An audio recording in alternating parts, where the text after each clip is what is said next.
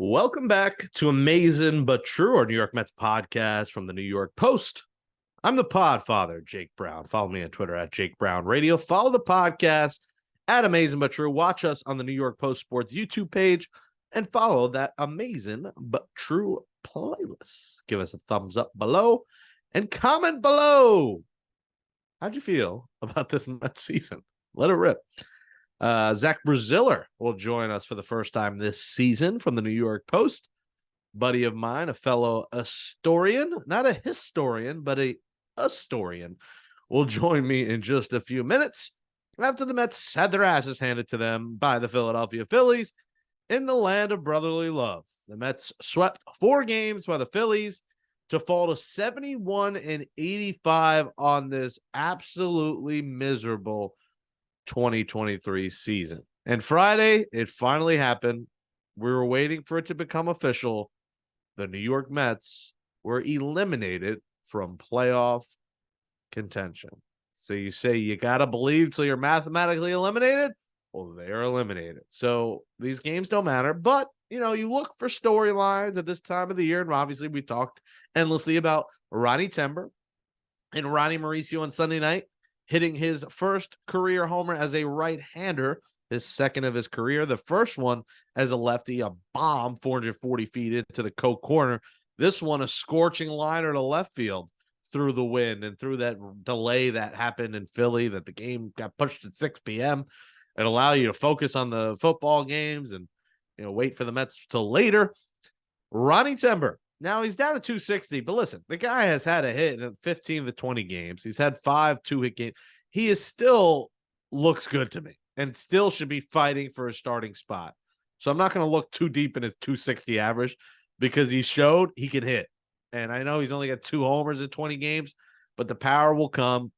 And, I've liked what I've seen from Ronny Mauricio. The other story was Anthony Kay. Does that name sound familiar? Well, it is. His third stint with the Mets. Well, the first time didn't happen because he opted not to sign when the Mets drafted him in the 29th round of 2013. He gets drafted again by the Mets in the first round. How about that? Going to UConn, comes back, drafted by the Mets in the first round, 31st pick in 2016. He gets traded. He reaches AAA with the Mets, but then gets traded to the Blue Jays in 2019 in the Marcus Stroman trade, another Long Island trade. And then Sunday, after 6.35 ERA and 13 relief appearances for the Cubs this year, past 3 years was in the Blue Jays in their minor league system. He gets called up. He strikes at 2, inning in 2/3, scoreless relief. Good outing from him out of the bullpen. So good to see Anthony Kay back. And it was interesting. He said he's already seen the insane improvements made by the Mets from his time there in 2016, 2017, 2018, and 2019 in just a week in the minors and AAA. And with the Mets, he sees the vast improvement from whether it was food, nutrition, everything in the organization. So good for a Long Island guy. He'll return home this week. Mets 6 final games all at home. 3 against the Marlins as they look to play spoilers. The Marlins a game out of the playoffs, and then 3 against the Phillies, which the games won't really matter for them much as they are pretty much locking up that number 1. One more win or another loss from one of those teams, they'll lock up that 1 spot in the wild card and have a home field for the wild card. The D-backs are the 2nd, the Cubs are the 3rd, the Marlins a game out, Reds 2.5, and then the Padres and Giants. Giants are really free-falling. They are both 5 out as they face elimination here the coming week and the coming days. But the Mets will try to play spoiler against David Robertson and company and these Miami Marlins as they are fighting for a spot. Listen, the Marlins aren't really good enough, I don't think, to be in the playoffs, but they've had a remarkable season for a team that isn't good enough. But they've had some good pieces, good stories, good bats. I mean, Luis Arraez, they got a lot of young talent. And again, it harps on the fact that these teams without money from top to bottom get it right. They find a way. Look at the Orioles, look at the Rays, look at the Marlins. Those are the 3 prime examples of teams that didn't spend a boatload, but built from within and developed prospects. They turned out to be good, and look where these teams are. The Orioles are about to win the division. The Rays are about to make the playoffs. The Marlins are fighting for a playoff spot. The Mets will try and play a part in knocking them out in this final week. And, the Mets aren't in the playoffs, but the Binghamton Rumble Ponies are. I mean, the Ponies. How about them Ponies? Ride that pony. My pony, you do it.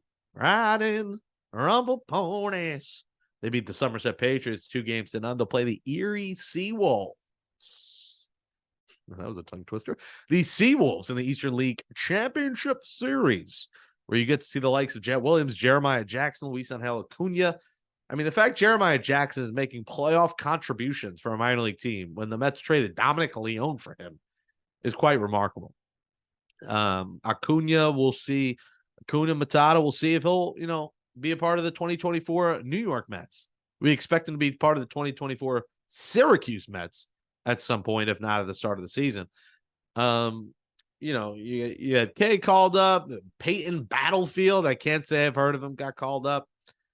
And, the Major League storylines, Lindor's 3 homers away from 30 years. He got 30 steals. He needs 3 in 6 games. Pete is still at 45. He needs 5 in 6 games. I don't think 50 is going to happen unless he goes on a heater. Now, listen, he could have 2 games where he hits 2 homers and then maybe hits 1 the last game of the season and gets to it. But I don't know. It's going to be tough to do 5 in 6 games here, especially against a Marlins team fighting for a spot. That's going to be tough to pull off, but those are kind of what you're watching for. The last week, Starling Marte might return this week. I really don't understand it. I mean, what's the point? I mean, you could see him in the offseason. What's the point of even trotting him out there and risk him getting hurt in a meaningless week of baseball? So we'll see if he actually does play this week. The Mets made the right call to say, hey, Edwin Diaz, we're not going to pitch you this year. We'll see you next year. And that's the only decision that had to be made. And now Francisco Alvarez hurt, got hit in the hand, a couple foul tips. I'd probably just play it safe and shut him down. I mean, listen, it's the final week at home. Whoever's playing, you're not selling any tickets. It's going to be dead this week. You'll get some fans. You got the giveaways. Thursday is the Buck Showalter inspired windbreaker, which I kind of want, and I'm probably going to have to wear it to the game. It's going to get chilly now this week. At night, it'll get into the 50s, low 60s, high 50s. So it is hoodie season. It's a great season for us, big fellas, where we rock our bundles of clothes and, look slimmer than we actually are by wearing, hoodies. Or I guess we look fatter. I don't know how it works. But we stay warm. So that's Thursday, and then Friday's the Mets crossbody. I'll call it the Zach Galifianakis hangover bag. It's not a bag. It's a satchel. What was the line? I think that was it.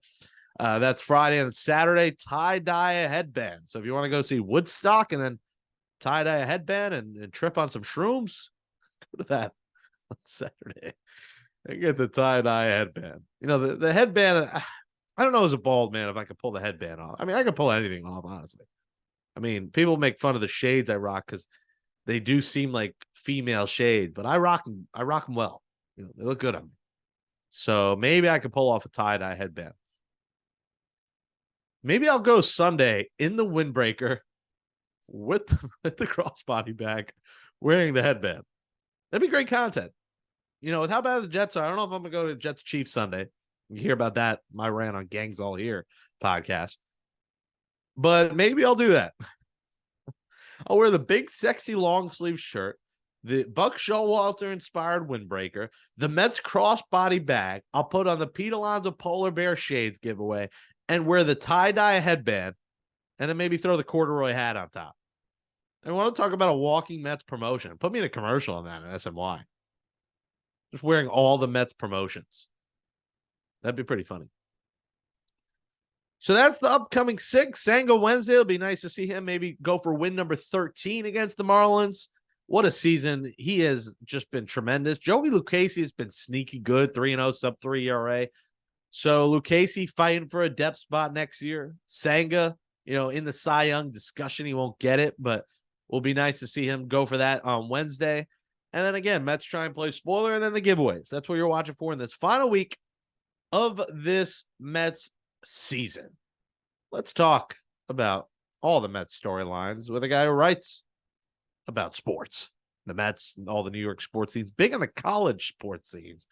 And that's Zach Braziller from the New York Post will join me on Amazin But True next. All right, we're back on Amazin But True. Jake Brown at Jake Brown Radio at Amazin But True on Twitter. Joined now for the first time this season by now you went to Hofstra too, right, Zach? What year? I went to school in Jersey. I don't know but why. I definitely.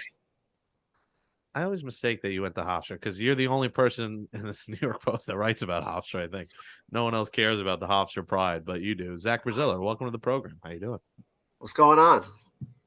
Zach is basically my neighbor. It doesn't live too far away from me. So, we eat at the same Astoria eateries, the steak tidbits at Blackbird's, the Butcher Bar meat candy is a staple item. The French onion soup at Trestle, which I bet you haven't even had yet. You gotta I have that have for me. not. But you don't like Taverna Kyklades, which I is do. like No, I like Taverna Kyklades. I think the service there is terrible. Like they'll not look in your direction for 20 minutes. So service for me is big. But listen, I had a salmon steak there. I didn't know that was an actual thing. It was like a uh, mix of both, and it was delicious. So Taverna is great. The issue is, it's always packed. Again, the it is. service, like you got to know someone. But some of the Mets eat there. I know the Cohens eat there. It's a very popular spot. You got Trattoria and La Contra too, Italian spot. Astoria that people don't realize. It's more than just Greek food here in Astoria. It is globally just everything you could imagine. We got great Asian food, Italian food. Anyways, let's talk about the New York Mets because they are bad, just like the New York Jets are, just like the New York Giants are, and maybe the Rangers will be better. But it's been a tough season as we approach here the final 6 games at Citi Field this week. I brought up this week already the giveaways this week, why you should maybe go for those, the windbreaker, the tie-dye headband. I can see you rocking a tie-dye headband. The Zach Galifianakis crossbody bag. It's a satchel, not a bag. Like in Hangover, you get that. So there's some good giveaways, a little bit chillier weather. But Zach, the final week of the year, what are you watching here for? What are your storylines? As a guy who, occasionally write about the team as you do all the sports here in New York, what are you watching for? What have you liked? What have you not liked? Yeah, I mean, I'm kind of watching what I've been watching the last few weeks, watching the young players, watching Mauricio, watching Alvarez when they play him. He only plays basically 1 out of every 3 games now, it seems like. Watching Baty. Obviously looking forward to watching Senga's last start. He's been absolutely fantastic. Mauricio's is fascinating to me because all year they refused to call him up, and you heard questions: Is he good enough? Is he this? Is he that? And to me, he's been better than Baty. He's been better than Vientos for the most part, even though Vientos has kind of this hot streak recently. And it's really interesting because the guy can play a few positions. His defense has looked okay. It's not great, but it hasn't been awful. He's a bad ball hitter. He's shown some pop, and he's hit pretty well. And I'm just kind of fascinated, like what are they kind of going to do with all these young guys next year? And obviously we'll see what Stearns does. I thought I was very happy to see that hire. I think that was a really good hire. What are they going to do with the manager? There's a lot of, it's obviously the offseason is going to be really, really intriguing. I know there was some thought early around July that they're basically going to punt next year. I'd be stunned. I don't think that's happening. I think they're going to end up doing some significant things, maybe not going crazy, but they're going to do some significant things. And, the young players, though, that's to me is really, really interesting. I mean, I'd love to hear what you think about Mauricio and just kind of the young players right now. Yeah, it is interesting. And, I said in the last show, they fumbled it. It was a mistake. There's a reason guys in the front office were fired. I think they did a piss poor job evaluating Ronny Mauricio. Should have been up here in July. Their idea in August, once Zach, they did the trades, was let's wait for the service time on August 19th and we get the extra year control, which is an old regime kind of move. It's a move that, reeks of, all right, we can't afford another year. I mean, the Mets have all the money in the world. That should have been a concern. So I thought August 1st, August 2nd, one of those days, Ronny should have been here and you get a full 2 months of evaluation. So I think they just messed it up. I don't think there's any other reason around why he wasn't here because, his exit, they love their Daniel Vogelback exit velocity. Well, Ronny Mauricio scorches balls. I mean, the ball hit like a golden retriever. The homer he hit in the Coke corner it was the night I got the Simba Cam video that broke the internet. And I think he hit a dog. That was the only bad thing he's done was maybe hit a dog with a baseball on this home run. So he's been absolutely remarkable. I don't know if you know something we don't, but I believe his pronunciation is Baty. You said Batty. So I don't, My fault. He is a baddie, as we say. He's a good looking guy.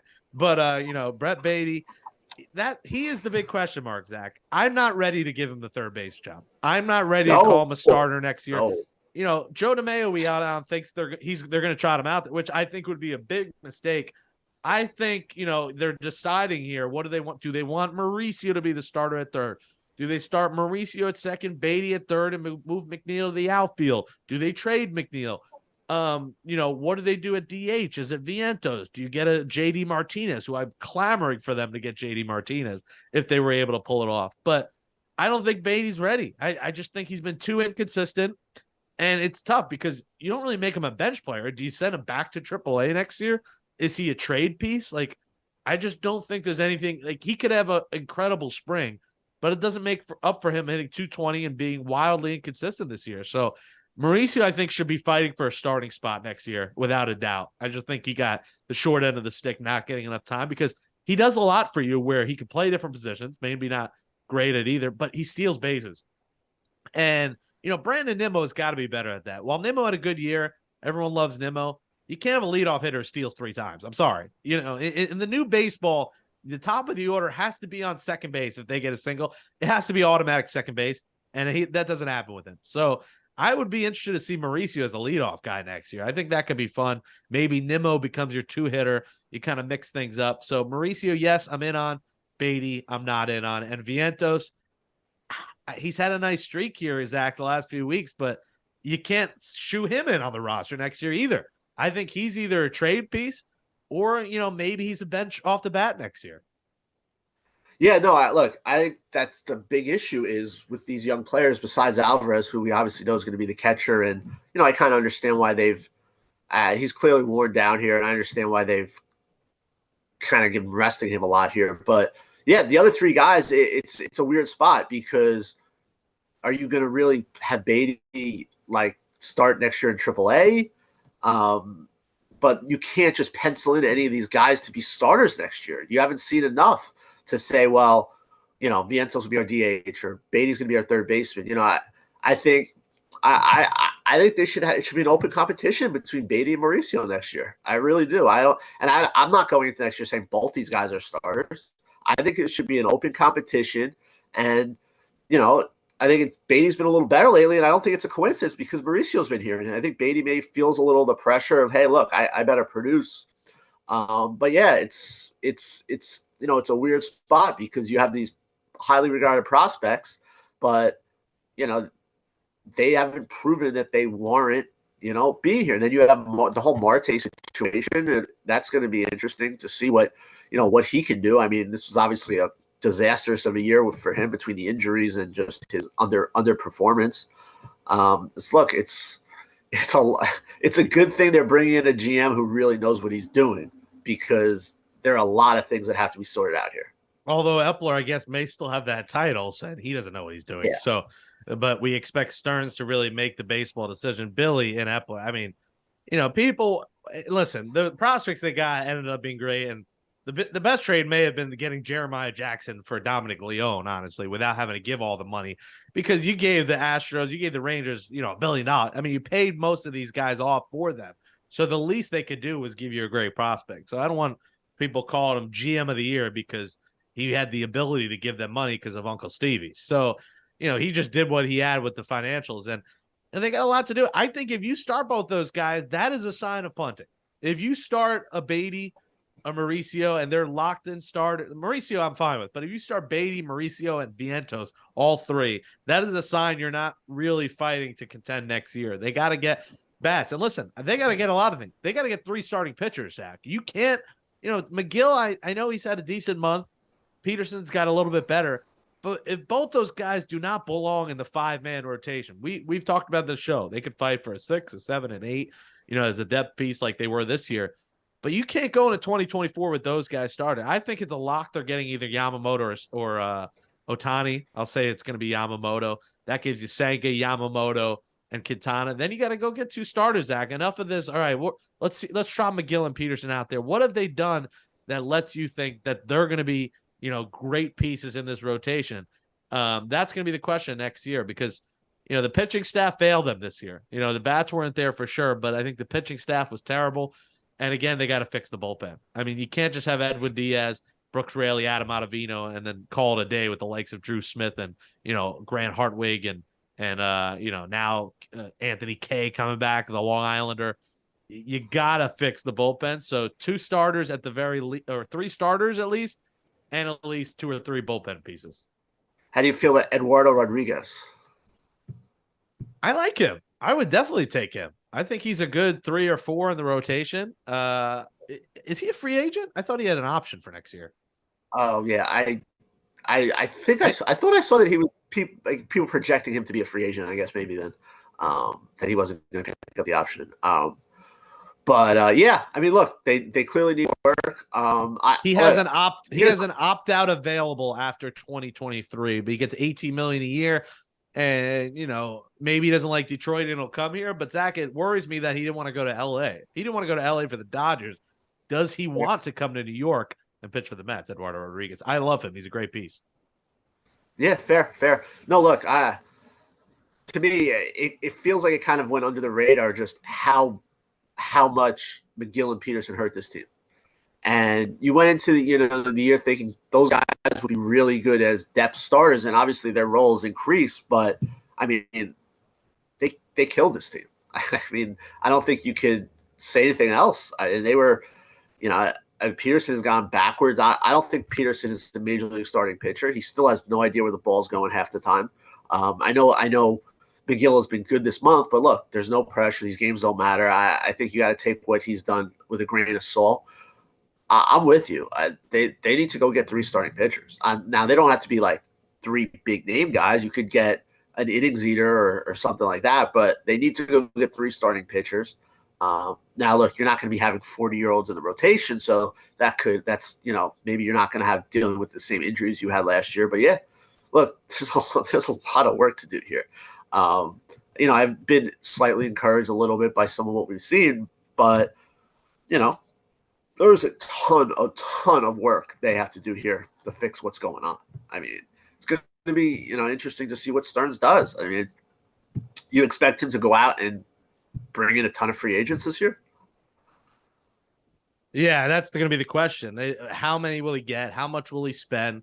He's a guy who's built from within too, with Milwaukee. But listen, some kind of tree of Yamamoto, Eduardo Rodriguez. If you could pull off a Nola, I don't see that happening. The other guy is probably going to be more of a fringe guy. Maybe it's a Sonny Gray. If they can afford a Sonny Gray, Eduardo Rodriguez, and Yamamoto to join Quintana and Senga, Zach, I'm all in on that rotation. I think that's a solid 5, right? It's not bad. You trust Sonny Gray in New York? That's going to be the question. I mean, he had a really good year in Minnesota, but he's no been pressure. Good since he left the Yankees. I mean, There's no question he's been good since he left the Yankees. So you expect them to lock down Alonso? I'm on the fence on that. I think if you can't come to an agreement on if he wants 10 years, I'd say no. If it's 6, fine. If it's 8, I guess you got to do it. The report, who knows if it's true or not. The Mets are denying. They're keeping it private. Whatever. Is that they were similar on the number, but not the years. I'm fine if they wait till free agency. I don't think they need to get it done now. I think, you have one more big year, and then if he kills it and you get him, I'm not in the camp of I'll lose sleep if they got a haul for Pete Alonso and you got guys that were ready. Like if you got a starting pitcher and you got a high prospect position player. Now, if you're just trading him and getting prospects, yeah, I'll be mad. I don't think that's smart. But I'm not one of these people, Zach, who's like, I'm quitting on the Mets if they trade Pete Alonso. Good players get traded. That's just part of life. Right. And they've won absolutely nothing with him here. And I'm not saying that's on him, but they've made the playoff one time when he's been here. He's had the big homer years, but otherwise they had one winning season. So, or I guess they had 2, but 1 playoff year. So I don't know. I think they're going to eventually get it done. But again, I don't think it's the end of the world if they don't. What about you? Yeah, I would do everything to keep him. I would. The guy produces. This is an offense that doesn't hit a lot of home runs. He's loves being here, from all indications. I think he gets it. I would do everything possible to keep him. I think it would be a mistake to trade him unless you're getting, like a ridiculous haul, like you're getting a quality starting pitcher and a top position prospect that's like in AAA. Like you mentioned, like, look, if you get a ton back, but I don't really think you're getting a ton back for him. to be honest. So I think they'll eventually figure it out. I think they'll probably come to 7 or 8 years or something like that. And um, it's just weird how this year went. I know there's all this talk about the clubhouse and all that stuff, and I just think it's easy to point to stuff like that when you lose and you just don't have. I just think it was just a really bad year where it started in the WBC and you get pitchers hurt and key underperformance from guys. It was just one of those years where just nothing went right, and I think sometimes you overreact to that. But I was glad. I thought I want to actually. I'm no Billy Eppler fan. I think he's a very shaky GM, but I think you got to give him credit for the trade deadline. I understand he had the money and all that stuff, but he still executed it. If you're going to rip him for some of the bad moves, you have to give him credit for what he did at the deadline. In my opinion. He also had to make up for prospects for trading for the likes of Tyler Naquin, Darren Ruff, and Daniel Vogelbach last year when he traded away prospects, some of those who are absolutely thriving right now. So yeah, I mean, I guess it was a makeup for last year's failures when other teams went all in, the Mets went half in, and it was a half-ass job, I thought, at the trade deadline last year. Not going all in to try. I mean, listen, you're also in a division here where you're fighting for a division where the Atlanta Braves have it locked up for the next decade. I mean, I've said it on the show. They got TJ Maxx prices on these contracts. I mean, it's unbelievable what their front office has done locking these guys up. I will disagree. I think there were clubhouse issues this season. I think it was very obvious that there were, and I think losing plays a part of that. But a lot of these guys never hang out. They don't really, they're not all about each other. Tommy Pham coming out saying, I take credit in what this guy says because he's been in the league a while. He's been around a bunch of teams. He's seen a lot. And calling this the least hardworking team he's ever played for is a statement. It's a strong statement. And it's not something he's gonna go out there and say randomly for clicks. I mean, he feels true about that. And I think, you saw it when guys celebrate. Like these guys, I don't think it's a tight-knit group. I think, Verlander and Scherzer, I think there were issues there maybe in the clubhouse. They leave. You think that's cleared out. I just don't think this is like a band of brothers. And I think that plays a part. When I look at, and these are minor things, you might think it's corny, it's dumb, but I look at the Dodgers and like even the simple thing, like when they hit a double or a homer and they do this whole thing and the whole crowd does it, that is a tight unit band of brothers that knows how to win games.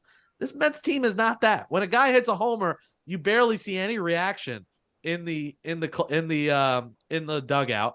And I just don't think this is a tight-knit unit. And I think that's why there's going to be some shakeup this offseason. We already saw the midseason shakeup. A team doesn't shake it up that much if there's not issues beyond losing. Because look at the wild card. I mean, 85, 86 wins gets you a spot. And you could argue that if the Mets didn't trade away everyone, they could have been in a position here. And I think there was something internal, Zach.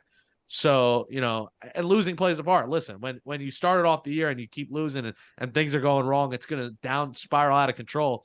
But I think from the beginning of the year, I don't think there was something that was right about this team. That's fair, but it's basically the same. It was almost the same team from last year where you heard about how great the clubhouse was.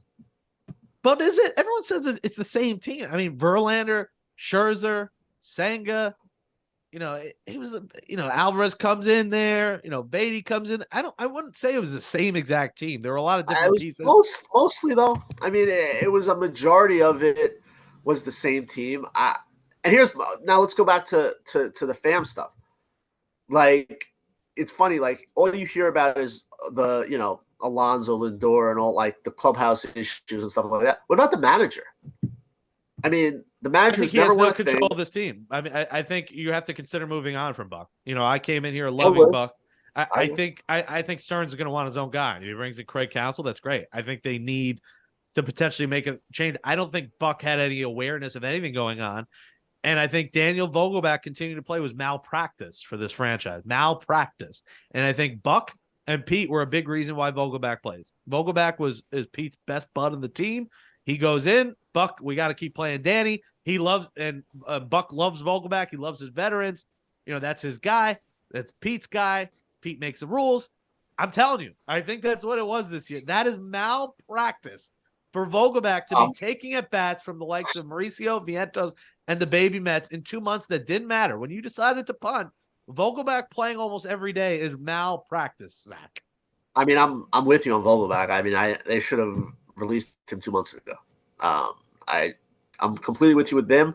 I think the manager, you saw it last September, and I mean, to me, the one big thing I took from the Athletics story was how it felt like this team kind of folded under the pressure of expectations, and you saw it last September where the team couldn't handle the expectations, and Bucks teams are known for that. They're known for not playing well in big spots. You go for his whole career, and this team kind of folded under the pressure of expectations. And I think it's a no-brainer to change managers. I think it's a no-brainer.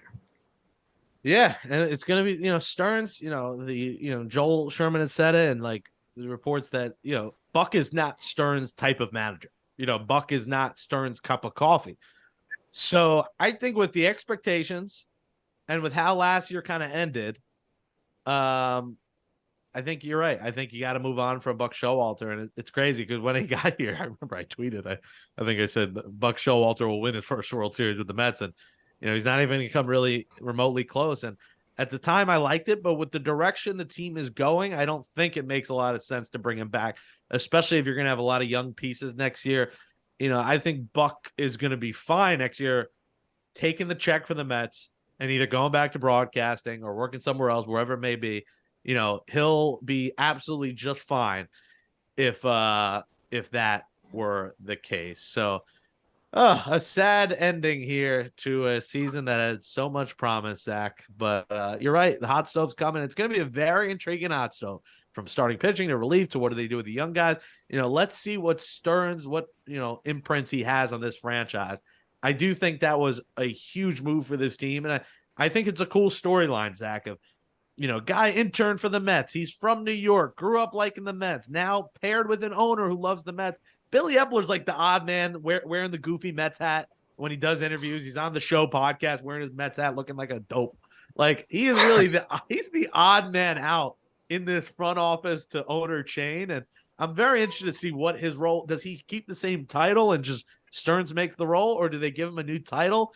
But I feel like keeping him here seems weird too. Like, I still think there might be a small chance that Stearns comes in and leaves a pink slip on his desk. I think one thing really working in Billy Eppler's favor is his Japanese connections. I think there's no question about that. Whether you're talking about Ohtani or Yamamoto, that to me is a big factor in him at least staying here for another year. Maybe they get one of them and then he gets fired when spring training comes. It's like, thank you for your service. That would be quite the ending to the Billy Eppler era. Zach Brazil, you follow him on Twitter at NYPose_Brazil with an LE at the end. Zach, I know you're looking forward. You got college, you're gearing up for college basketball. You're all over the place. You had Giants this morning. You do it all, huh?